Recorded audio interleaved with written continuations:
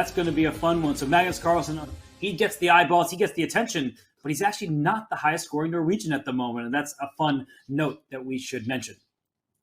Absolutely. Praggnanandhaa also on perfect score facing Alexander Pretke, but all eyes on Anton Smirnov and Vladislav Artemiev. The handshake is in, and Artemiev, he's such a gentleman, always respecting his opponent. You see the handshake, he meant it. He stood up for it a little bit, and we have what seems to be a Spanish game coming our way, and it is looking like, I saw a knight come out to f6, but did he include a6 is the big question. That's the big, no, actually it's knight g7, we got fooled. Oh, okay. I have to say, Peter, I love the decision. Yes, getting out of the familiar positions, going for some murky, not exactly entirely sound variation, but it's blitz. It's about surprising the opponent, getting out of familiar waters. Very interesting to follow this. You called it murky, unsound. That's my style of chess. So I'm a big fan of the opening played here. It's not going to be theoretical. And right now, the white knight can jump to f5. And I believe that's often played. But wow, he trades on c6. I feel like this is quite accommodating. So Vladislav, excuse me, has had a very successful opening.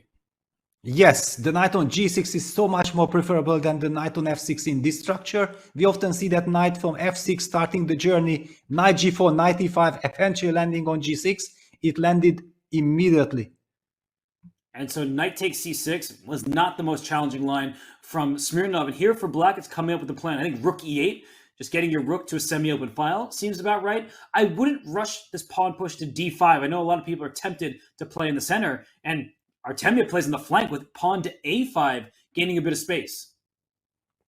Wow. And Anton Smirnov going for queen h5. I feel like Smirnov is playing and treating this position very much like the four-knight Scotch. And I have played only one time against Anton Smirnov in the Batumi Chess Olympia 2018. And believe it or not, what it was four-knight Scotch. So you have memories of him in that opening. And look at Artemiev. He hasn't done anything too drastic, but he's playing perfectly. And as you're highlighting, f6 in the near future, maybe knight e5, and there's some bishop g4 ideas or knight g4 ideas. So I feel like white's pieces are a little bit all over the place, and black centralizes knight and goes to e5. I prefer black's position for sure. Yeah, black has a very flexible structure. Black hasn't determined his pawn structure like typically in the four-knight Scotch that we are referring to non-stop with this d7, d5. This is a much more flexible one. Black has this structure that even he can go for endgame and he can hope to try to outplay black. Yeah, there we go. f7, f5 played, challenging white's e4 pawn. Eventually, after the trade, black will beautifully develop that bishop from c8. Black has taken over the initiative. And these double pawns on the c-file, they're actually not a bad thing. They're often criticized in endgames, king and pawn endgames in particular, but we're not really in a pure endgame just yet. So many pieces on the board, and the semi-open b-file is favorable for black. I think bishop d4 right now, Peter. Just put your bishop on d4, hit that knight on c3, maybe even take it to ruin white's pawn structure. Yeah, there are many tempting options. This is the only problem. If you play a blitz game, it's so much more preferable that you only have one good move. There you have it, your move on the board.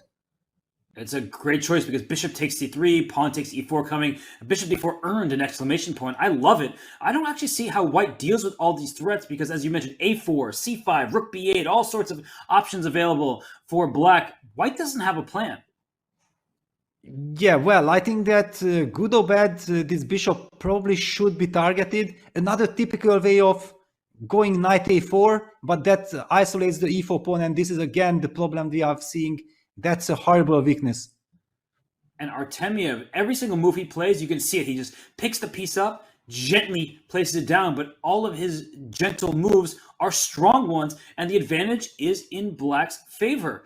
Just trading the right pieces, and now this knight can hop on over to c4, and it's played, and b2 is just in huge trouble.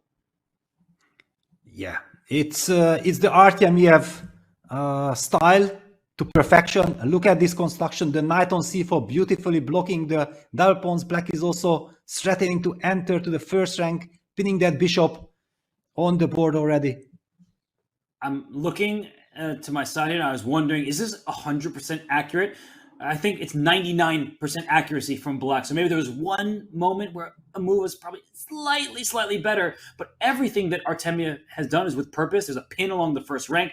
The rook can double in the b file. The knight on c4, it just stops the dark square bishop from developing and covers any sort of e4, e5 pawn push.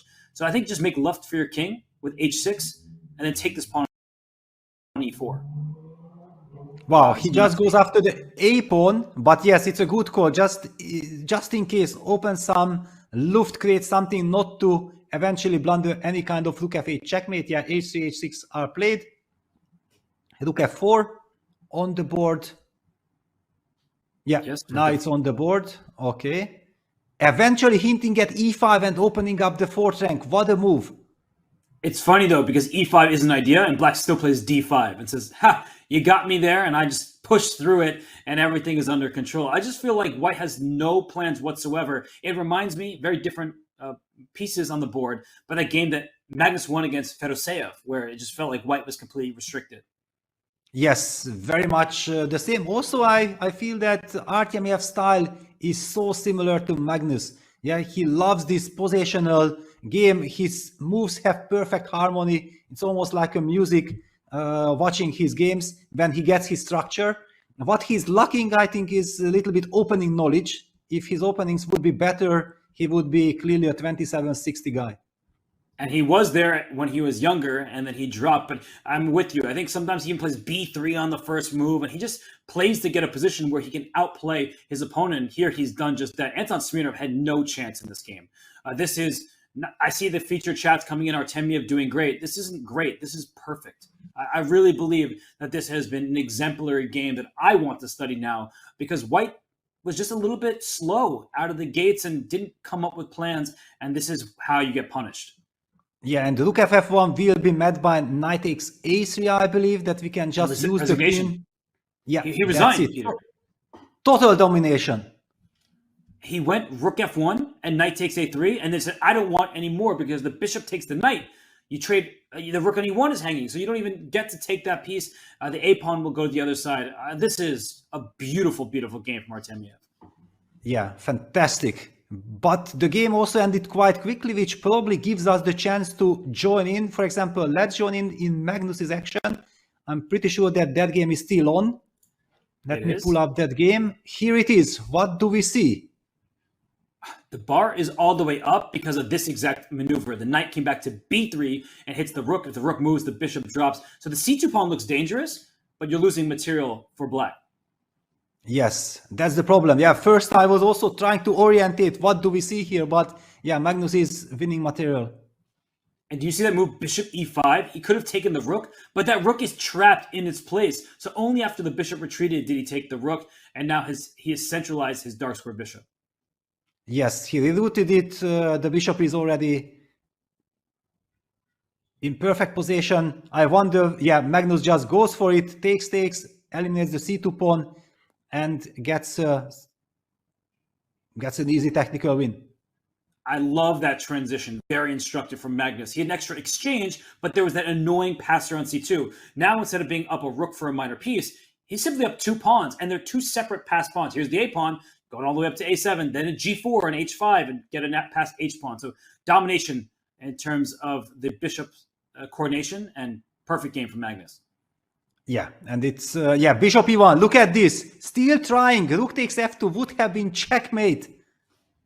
It's always fun to see players come up with unique tactics. There's a resignation. Magnus Carlsen wins the game, and you see him analyzing with Conrad. I mean, there's a lot of respect to Conrad Holtz. Magnus knows him very well from the online sphere, but Conrad, he couldn't withstand the pressure from Magnus Carlsen today. Yeah, let me pull up Dubov's game. Is there action? Yes, it's still live action there.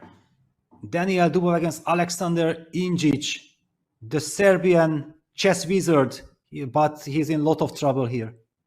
Yes, it looks like white is up. I can't even count 2 pawns, but it still looks a little bit messy, except if these queens come off, the game would immediately be over, and it looks like the a pawn can't be stopped. Yeah, and the bishop on b7, the long diagonal. Okay, knight d5. Great